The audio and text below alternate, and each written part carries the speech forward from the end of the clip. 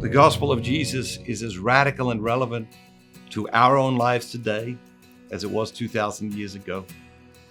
Welcome back to Radical and Relevant, where we're exploring the genius of the gospel, the genius of Catholicism, and how to apply them to our lives, searching in each day's gospel for a word, a phrase, or an idea, to hear God speaking to us through that word, phrase, or idea, and then a virtue to apply into our lives, because when we focus our day on a virtue, we grow exponentially more than when we just wander through our day without that kind of focus.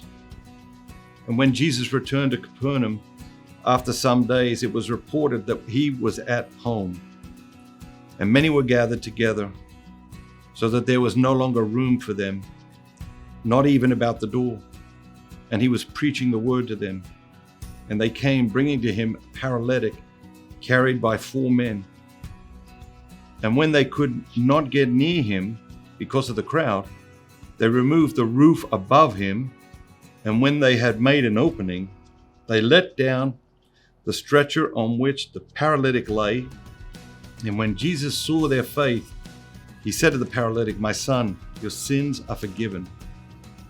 Now some of the scribes were sitting there, questioning in their hearts, "Why does this man speak thus?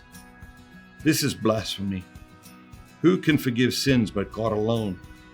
And immediately Jesus, perceiving in his spirit that they thus questioned within themselves, said to them, "Why do you question these things in your hearts?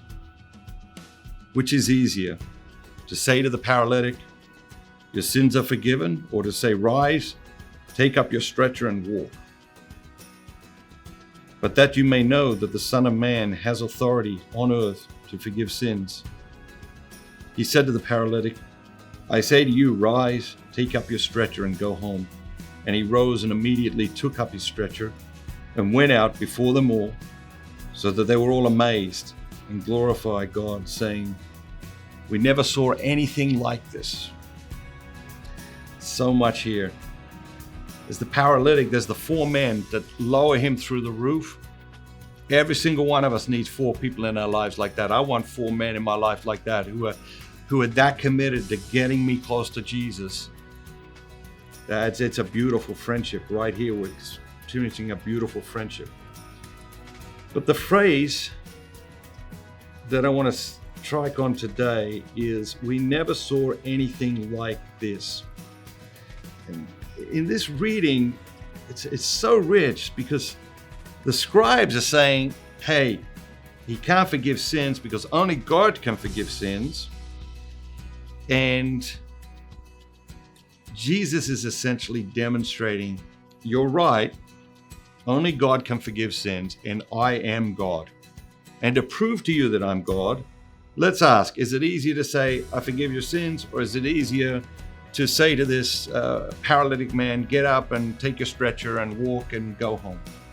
And so the scribes would have been absolutely infuriated when you really look at the underlying, like the subtext here of what Jesus was demonstrating to those who knew what to be looking for in the Christ, in the Messiah.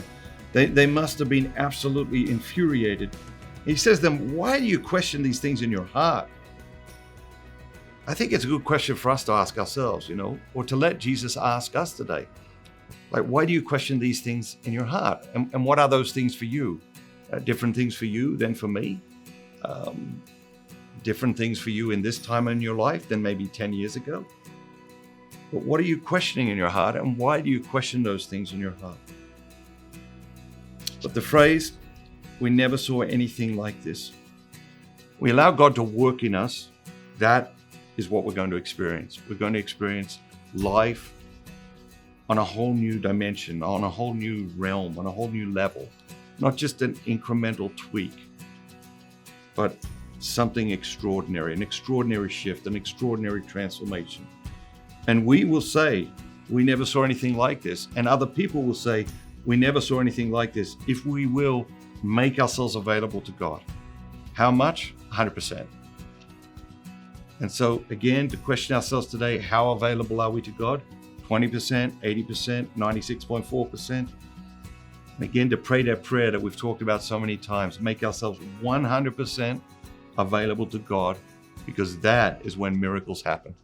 Have a great day. Remember, don't just be yourself. Be the very best version of yourself. Be all that God created you to be.